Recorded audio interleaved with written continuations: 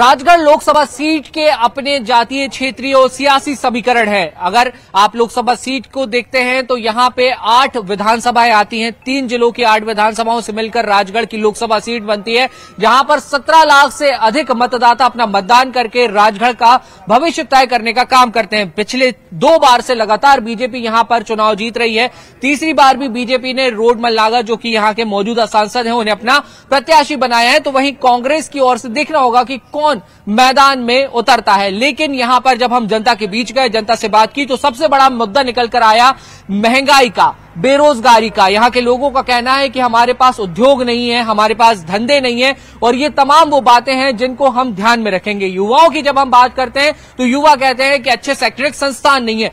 BJP ने यहां पर कितना काम किया, इसका जवाब लेने के लिए हमारे साथ बीजेपी के प्रतिनिधि मौजूद हैं। कांग्रेस का ये सीट चूंकि गढ़ कहलाती रही है, दिग्विजय सिंह जैसा एक बड़ा नाम जो है वो यहां से आते हैं, तो कांग्रेस अपने कार्यकाल में क्या कुछ कर पाई, इसको भी हम समझेंगे। लेकिन चलिए शुरू करते हैं आज के हमारे इस पूरे डिस्कशन को। कांग्रेस के पास आपको सबसे पहले लिए चलते हैं, क्योंकि कांग्रेस विपक्ष में है। मोहनपुरा कुंडालिया डैम, मैं उस टाइम सांसद पे था। 100% डॉक्टर मनमोहन सिंह जी की सरकार में स्वीकृत हुए थे। मैं जेडआईसीसी का मेंबर था, रेलवे में। मैं रामगंज भोपाल रेलवे लाइन की मंजूरी डॉक्टर मनमोहन सिंह में प्रमाण के साथ दे सकता हूँ। ये सांसद प्रतिनिधि रहे हमारे यहाँ से, सांसद 25 साल तक लक्ष्मण सिंह जी रहे, फिर एक और इनने सांसद बना दिया था। आप ही बताओ, राजगढ़ का इतना बुरा हाल तो इनकी सरकार में हुआ है। जब से मध्य प्रदेश और देश में केंद्र में भाजपा की सरकार बनी, उसी के तो विकास दिख रहा है। ये कह रहे हैं बेरोजगारी, अरे पूरा जो हमारी जमीनें पूरी बंजर पड़ी थी, उस बंजर जमीन अरे झूठ बोलते हैं, जोर से बोलते हैं, ज्यादा बोलते हैं। ये सपना दिखाने का काम करता है। एक रोजगार दिखा दे, ये राजगढ़ जिले में कोई उद्योग खुला हो। 46 से लेकर के 2014 तक मुंगेरीलाल के सपने कांग्रेस ने दिखाए। वो बात करते हैं सपने दिखाने की, नरेंद्र मोदी जी मोहनपुरा डैम की इनने बात रखी है। मोहनपुरा डैम मैं जिलाध्यक्ष था 2009 से 12 में, जब मैंने मांग करी थी माननीय मुख्यमंत्री शिवराज सिंह चौहान से, उस टाइम उन्होंने स्वीकृत करा था। और ये मोहनपुरा डैम जब मैं जिलाध्यक्ष था, जब शिवराज सिंह ये बता दीजिए मोहनपुरा डैम की क्या हकीकत है, रेल लाइन की क्या हकीकत है? जी मैं बीएसपी से हूँ और यहाँ से विधानसभा चुनाव लड़ा हूँ 2023 में। थोड़ा सब लोग शांति बनाएंगे तो आप अपनी बात कहिए, सब कुछ बाकी सब आपकी तरफ माइक है, अपनी बात। जी। तो देखिए, मेरा कहना ऐसा है कि भारतीय जनता पार्टी और कांग्रेस दोनों एक सिक्के के दोनों पहलू है। यानी कि भाजपा और कांग्रेस में कोई अंतर नहीं है ना। तो भाजपा कांग्रेस में कोई अंतर नहीं है। अभी जब अगर भाजपा कांग्रेस में तो कोई अंतर नहीं बता रहे हैं, लेकिन मैं समझ गया उनकी बात। पर बीजेपी के तमाम आरोप थे। आपको बताना चाहता हूँ, 2018 में देश के प्रधानमंत्री जी माँ जालपा की नगरी राजगढ़ की धरा पर आए थे। मैं मानता हूँ सौभाग्य हमारा है कि देश के प्रधानमंत्री जी राजगढ़ जिले की धरा पर आए और बांध का उद्घाटन करने के लिए आए।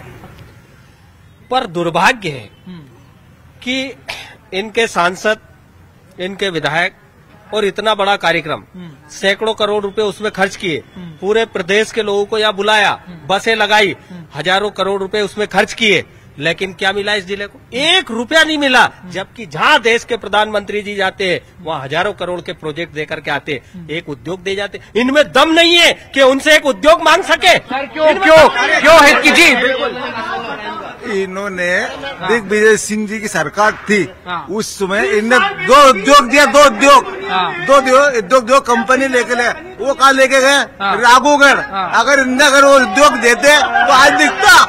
आज का इनका उद्योग आपसे हम निवेदन कर रहे हैं, माननीय विधायक जी बात कह रहे थे आपसे कि यहाँ कुछ भी नहीं किया। जिस क्षेत्र से विधायक जी आते हैं उस क्षेत्र के सारे लोग पलायन करने, मजदूरी करने बाहर जाते थे दूसरे राज्यों में। आज भारतीय जनता पार्टी और नरेंद्र मोदी जी की सरकार ने साकार करके दिखाया है कि इनके सारे लोग अब यहीं रहकर अपनी जमीन में उत्पादन बढ़ा रहे हैं। सब राघोगढ़ क्यों ले गए आप लोग? एक सेकंड, मैं इनसे पूछना चाहता हूँ, राघोगढ़ मध्य प्रदेश में है या नहीं है? राघोगढ़ राजगढ़ लोकसभा में है या नहीं है? ये झूठ बोलने का अलावा 1 रुपया नहीं काम करा सकते। सिर्फ कमीशन खोरी का काम चल रहा है। भारतीय जनता पार्टी के 20 वर्षों में जिन कार्यकर्ताओं के पास साइकिल नहीं थी, आज 4 व्हीलर में घूम रहे, सिर्फ इन्हों का काम है कमीशन खोरी का। सर ये गंभीर आरोप लगा रहे हैं, कमीशन खोरी आप लोग करते हैं, लोगों को रोजगार नहीं दे पाते।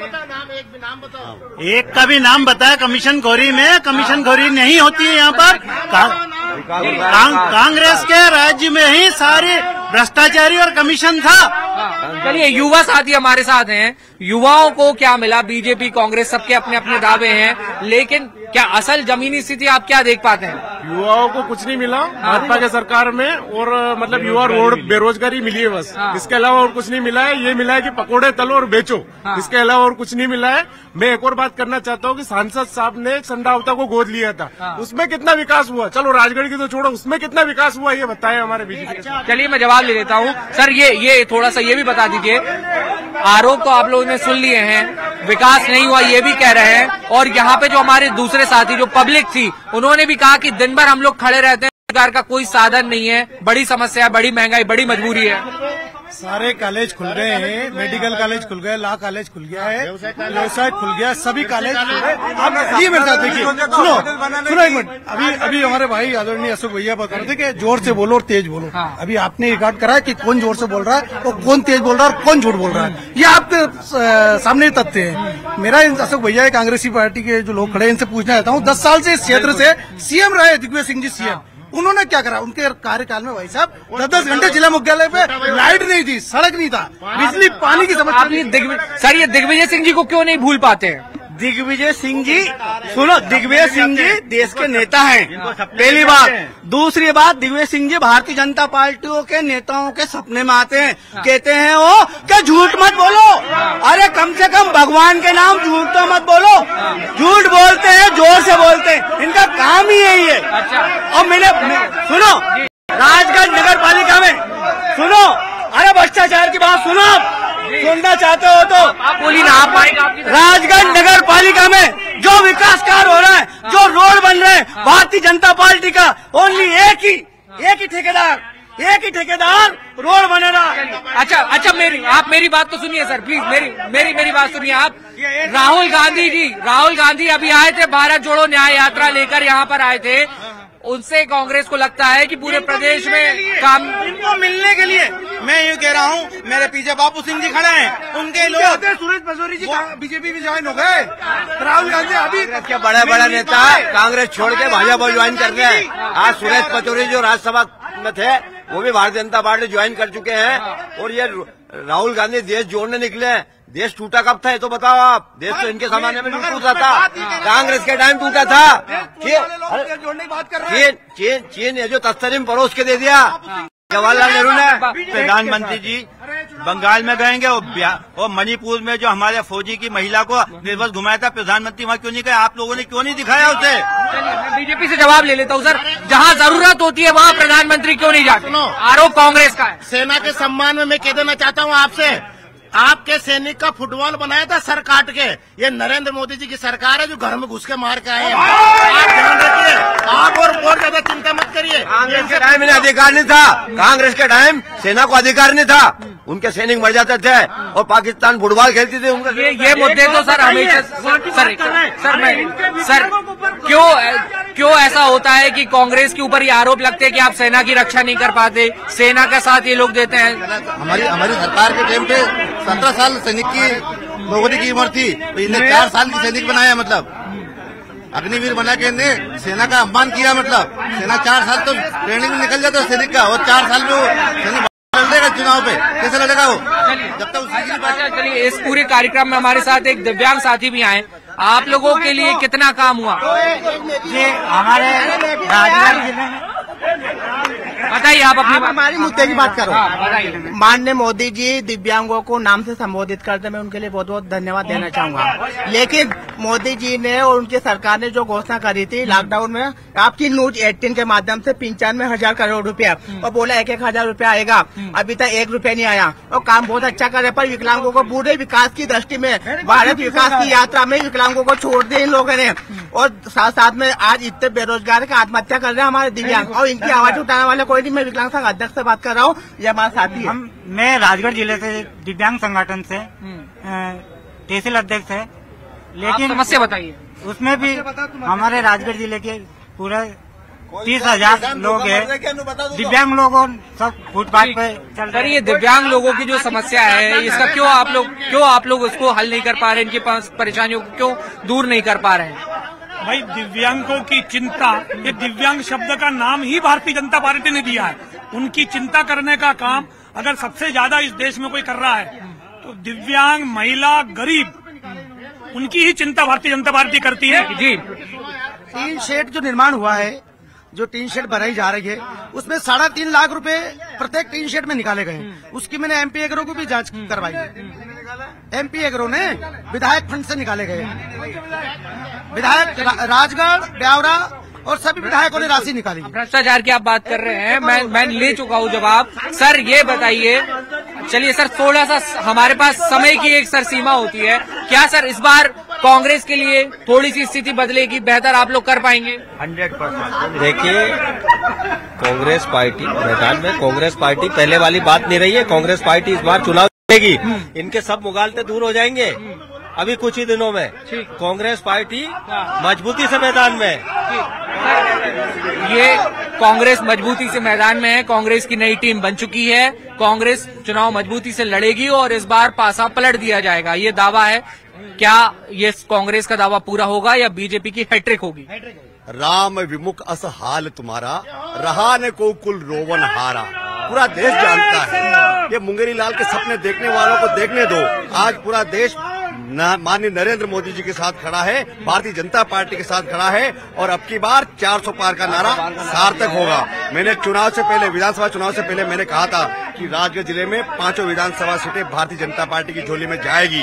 आप देख लीजिए, 5 सीटें भारतीय जनता पार्टी की झोली में गई है और इस बार भी माननीय नरेंद्र मोदी जी हैट्रिक मारेंगे और प्रचंड बहुमत से पूरे विश्व में आज जिस प्रकार की छवि बनी हुई है, आज पूरा देश, मात्र भारत ही नहीं, पूरा देश माननीय नरेंद्र मोदी जी के यशस्वी नेतृत्व में माननीय नरेंद्र मोदी जी के साथ खड़ा है। ये मैं आपको विश्वास दिलाता हूं कि हम यहाँ से प्रचंड। राजगढ़ जिले में न्यूज 18 कहता है वोटर का कारवा पहुंचा। हमने यहाँ पे जनता से, जनप्रतिनिधियों से बातचीत की, राजगढ़ जिले के मुद्दों को समझा, मुद्दों को उठाया और अब बारी है कि जनता मतदान करने जब जाएगी और वोट का बटन दबाएगी तो एक बात तो तय है कि इन तमाम मुद्दों को वो ध्यान में रखेगी। लेकिन यहाँ का जो चुनाव है वो बेहद ही दिलचस्प होने वाला है, क्योंकि कांग्रेस भी इस बार पूरे दमखम से बीजेपी का विजयी रथ रोकने के लिए लगी है, तो वहीं बीजेपी पीएम नरेंद्र मोदी का फेस आगे करके इस पूरे चुनाव को लड़ रही है। वीडियो जर्नलिस्ट मनीष सेंगर के साथ न्यूज 18 के लिए राजगढ़ से वासु चौरे।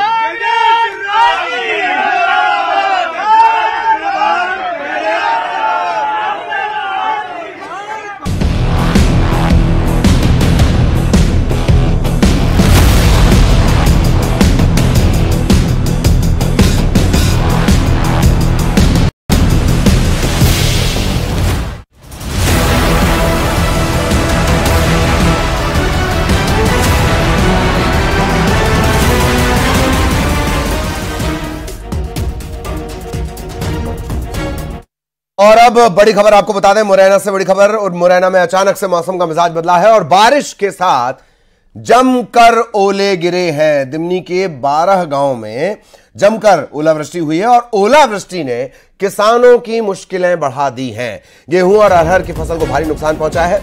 मुरैना की तस्वीर भी आप देख रहे हैं। बारिश हुई, अचानक से मौसम का मिजाज बदला, बारिश हुई, बारिश के साथ साथ ओले गिरे हैं। एक जगह नहीं, तकरीबन 12 गांव में ओलावृष्टि हुई और इसके चलते किसानों की मुश्किलें बढ़ गई हैं। गेहूं और अरहर की फसल को नुकसान पहुंचा है।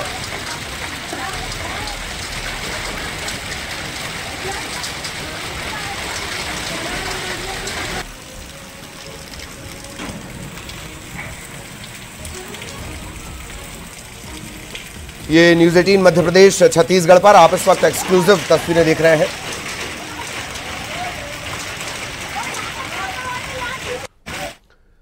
दुनिया भर में होली का पर्व जहां पारंपरिक तरीके से मनाया जाता है, वहीं होली के बाद इंदौर में रंग पंचमी पर आयोजित होने वाली गेर शहर की परंपरा का गौरवशाली हिस्सा बन चुकी है। 75 सालों से निकाली जा रही गेर इस साल भी पूरे हर्षोल्लास और गरिमापूर्ण तरीके से निकाली जाएगी। गेर को देखने के लिए दुनिया के कोने कोने से लोग इंदौर पहुंच रहे हैं। गेर यानी दुनिया का सबसे बड़ा रंगों का उत्सव, रंग पंचमी का त्यौहार देखना है तो इंदौर आए। रंग पंचमी का जब भी जिक्र किया जाता है तो इंदौर का नाम सबसे पहले आता है, क्योंकि इंदौर जैसी रंग पंचमी कहीं नहीं बनाई जाती है।